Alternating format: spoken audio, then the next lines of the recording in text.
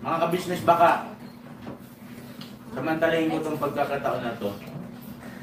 Kung po pwede po sana, lalambing ako sa inyo. Supportahan niyo po yung Anime Reactors TV. Solid ka business po yan. Tapos ano po kasi siya, bedridden na po mga ka-business. So sa pamamagitan ng pagbablog, awa ng Diyos nga, na-monetize na siya. Nagkakaroon siya ng kaunting revenue. Kaya lang maliliit lang kasi yung views niya. Baka pwede po suportahan natin si Anime Reactors TV. Yan. Pero bedridden na po siya. Kaya mapapansin nyo yung at least na mukha niya, pinapakita niya. Cartoon character. Portahan po natin yan, Anime Reactors TV.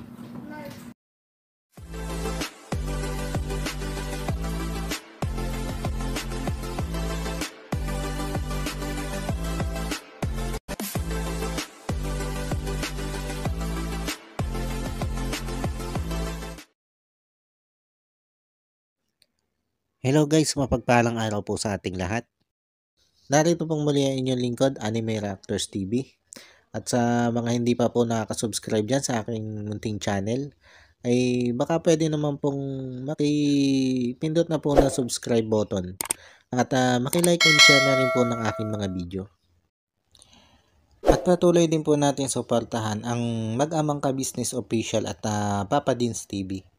At ganun din po yung kanilang second YouTube channel na Ka-Business Family, na kung saan ay ang 3M nga po ng Ka-Business Family ang nagbablog dito.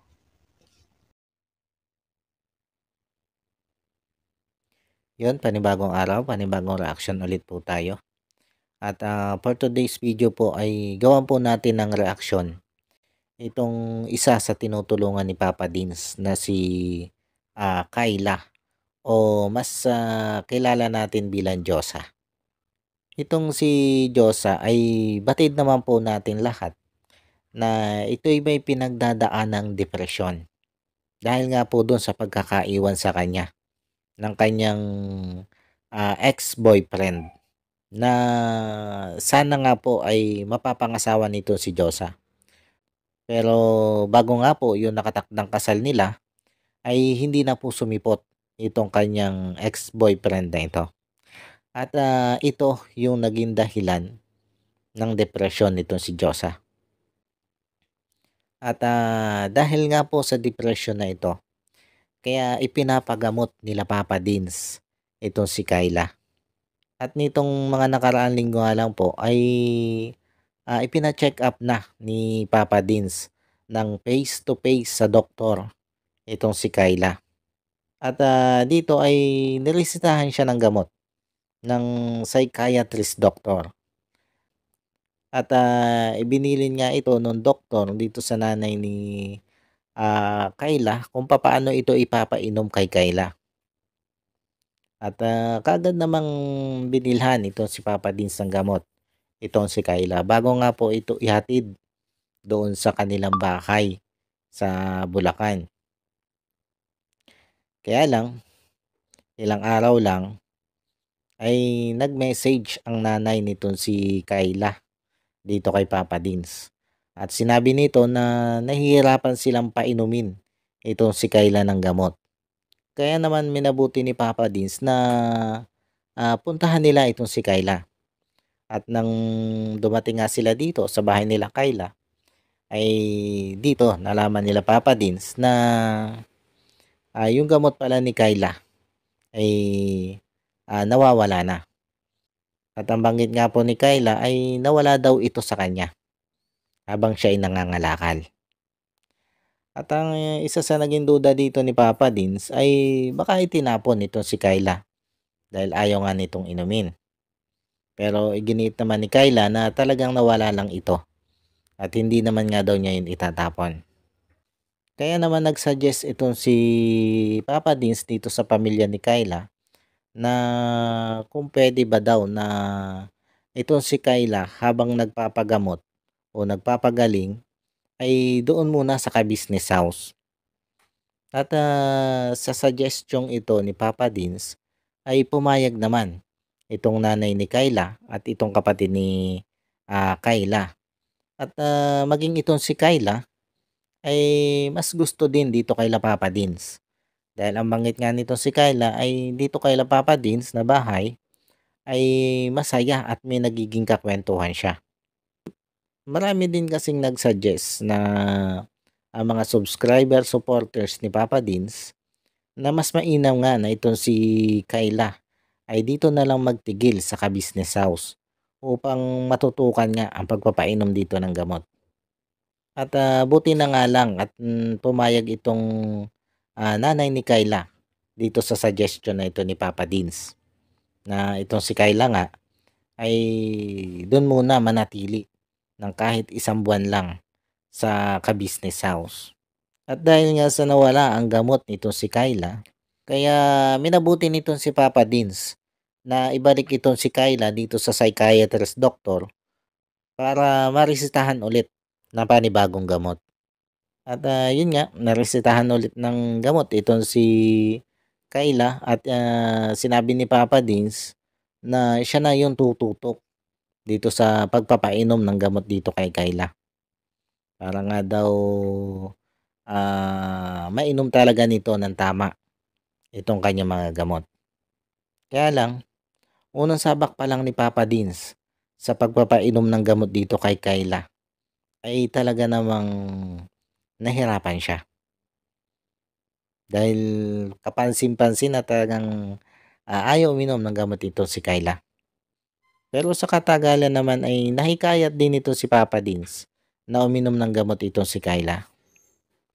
Kaya lang, nitong ilang araw nang umiinom ng gamot itong si Kyla, ay may napansin silang kakaiba dito. Nagbago nga daw po ang behavior nitong si Kyla. Kung dati, pag ito daw ay kinakausap mo, ay madaling sumasagot. At dati nga daw ay medyo may pagkamalambing din itong si Kyla.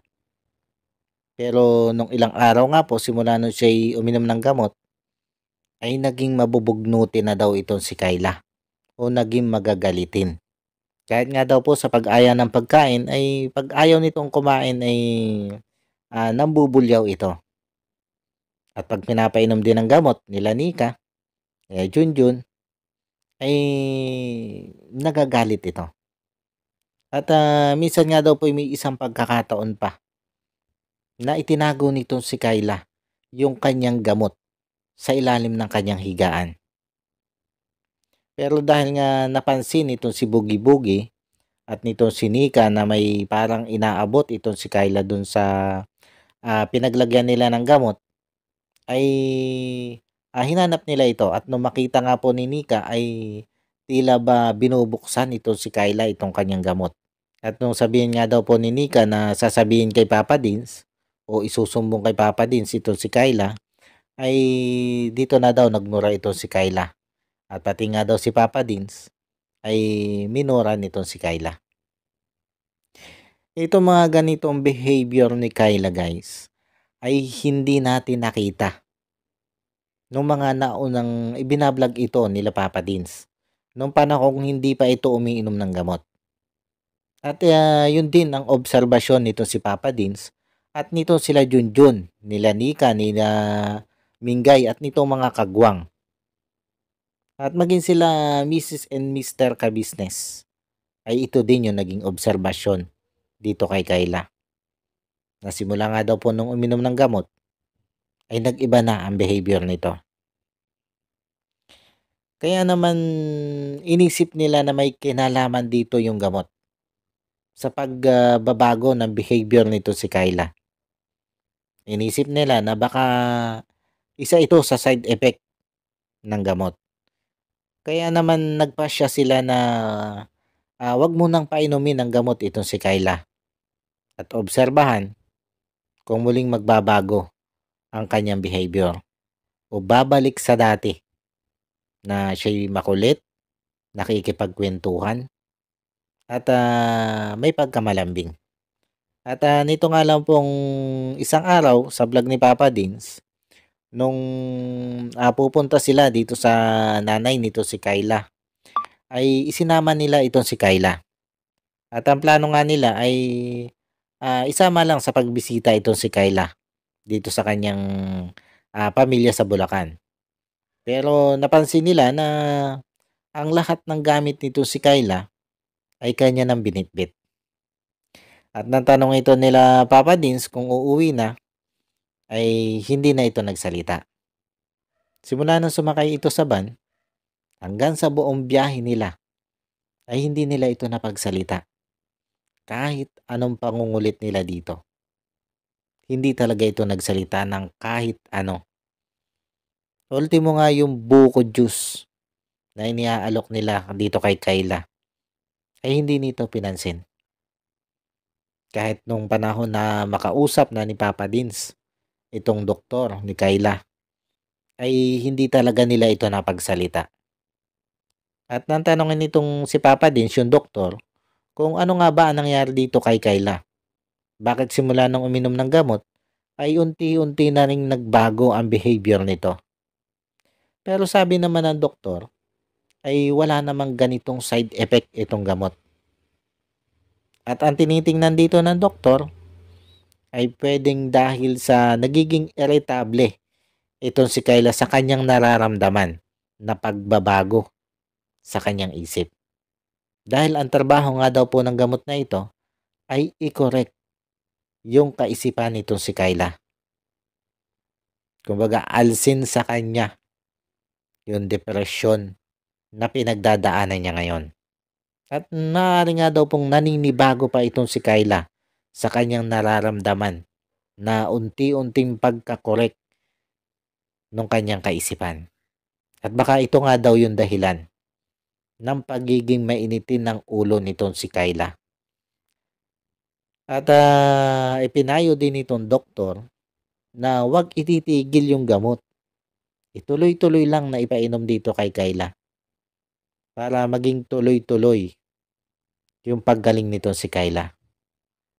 Kaya lang may binanggit itong si Papa Dins na minsan nga daw po na pinainom niya ito ng gamot ay itinago lang nito si Kyla dito sa kanyang ngipin yung gamot at hindi talaga ininom. Kaya ang sabi ng doktor ay talagang dapat ay siguraduhin ito sila Papa Dins na naiinom nito si Kyla ng tama ang kanyang mga gamot. Dahil may mga pasyente na rin daw siya na ganito yung nangyari. Na itinatago nga daw sa ilalim ng dila o sa gilid ng ngipin yung gamot at hindi nito iniinom. At itinatapon ang gamot pagkatapos nun. Kaya daw nagtataka sila kung bakit kahit matagal na nilang pinapainom ng gamot ay hindi pa rin gumagaling. Ay dahil yun nga daw po ang nangyayari. Hindi nga daw po iniinom ng pasyente ng maayos ang gamot. At akala nga ng mga nagpapainom ay naiinom naman ng ayos. Kaya lang ay mukhang nauutakan sila ng kanilang mga pasyente.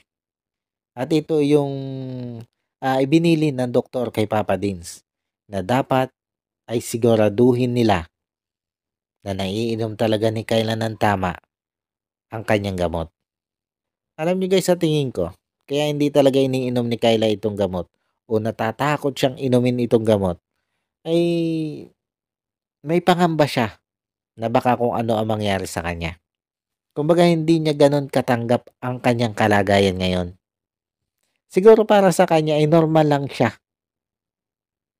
Siguro para sa kanya ay wala siyang depresyon. Normal lang ay kinikilos niya. Kaya iniisip siguro niya bakit siya magagamot kung siya na may isang normal. At siguro nakikita lang niya ang problema niya ay yung hindi siya makatulog. Kumbaga hindi niya napapansin sa sarili niya. Napapunta na siya sa malalang depresyon. Kaya sa tingin ko ang pwedeng gawin dito nila Papa Dins para masigurado na talagang itong si Kyla ay nakakainom ng gamot ay ihalo nila sa pagkain. At sa tingin ko yung una na sinasabi niyang nawalang gamot, mukhang sinadya niyang iwala o itapon yon. Dahil nga ayaw niyang inumin. Dahil ang tingin nga niya sa sarili niya ay normal naman siya. Hindi nga lang siya makatulog. Yun lang. At yung nangyayari sa kanya ay parang naiinip lang siya. Kaya gusto niyang gumala ng gumala, mangalakal. Kumbaga yun lang yung tingin niya sa sarili niya. Kumbaga hindi niya nakikita yung malaking problema sa kanyang sarili. Kaya siguro iniisip niya na bakit siya magagamot. Kaya dito kay Kayla, ang tingin ko dito ay mahaba-habang pasensyahan talaga 'to. Mahaba-habang pasensya at mahaba-habang pang-unawa ang kailangan nito. Bagamat nakikita naman natin kay Papa Dins na handa niyang ibigay ang mahaba niyang pasensya at pag-unawa dito kay Kayla para gumaling lang ito. Kumbaga nakikita natin kay Papa Dins yung determinasyon na matulungan itong si Kayla hanggang sa tuluyan na itong gumaling. At ito yung patuloy nating susubaybayan guys. Patuloy nating aabangan ang tuloy-tuloy na pagpapagamot dito kay Kayla hanggang sa magtagumpay nga itong si Papa Dins dito sa kanyang layunin na gumaling itong si Kayla. Alam kong hindi mabibigo itong si Papa Dins sa kanyang hangarin na ito kay Kayla. Ano guys, sana po nagustuhan nyo po itong aking reaction video na ito. At yun nga po, patuloy nating abangan kung ano mangyayari dito sa ginagawang pagpapagamot nito si Papa Dins dito kay Kayla. At syempre patuloy din po natin panoorin ang lahat ng video nitong si Papa Dins at nitong si Kabisnes. At bago nga po tayo magtapos, gusto ko lang pong i-shoutout itong si Ma'am Nerissa ng New Jersey. Ma'am, shoutout po sa inyo. At maraming salamat po sa patuloy nyo pong pagsuporta at panonood po sa aking mga video. At God bless po sa inyo at sa buong pamilya nyo po. At lagi po kayo mag-iingat dyan. Paano po? Hanggang dito na lang muna po yung aking reaction video. At muli po ay maraming thank you po sa patuloy na sumusuporta at nanonood ng aking mga video. At sa mga hindi pa nga po nakaka-subscribe dyan ay baka pwede naman po makipindot na ng subscribe button at maki-like and share na rin po ng aking mga video. Muli po ay maraming salamat po and God bless po sa inyong lahat. Anime Reactors, shoutout po. Suportahan natin yan si Anime Reactors TV. Yan, pakisupport po natin.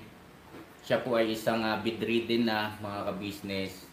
Check nyo po yung kanyang YouTube channel, Anime Reactors TV. Siya po siyang bidridden na, ayan, kahit papano nakakagawa-gawa siya ng mga reaction video patungkol sa ka-business official. Suportahan po natin para kahit papano magkaroon siya ng revenue. May magamit siya sa pambili-bili man lang ng gamot. Ano po mga ka-business.